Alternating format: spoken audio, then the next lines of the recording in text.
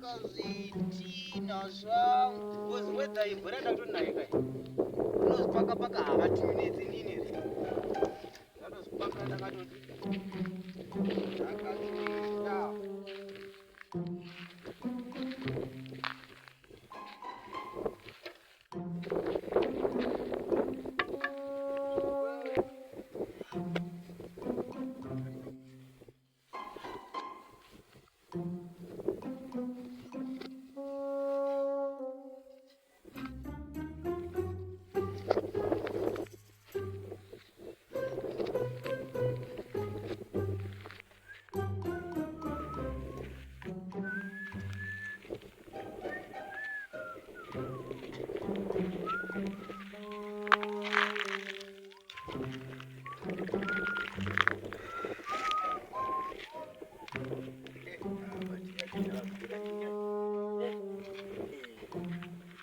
wane mafunga kuti wadiyaga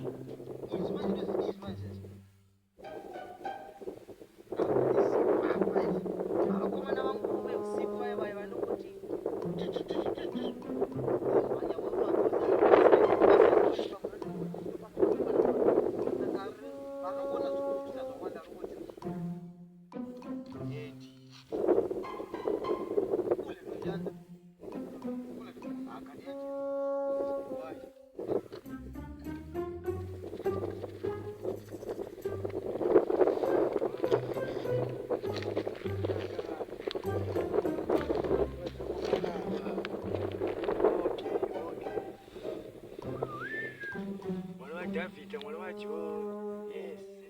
All right. What about David? What about John?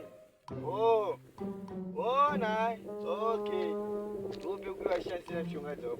Sure.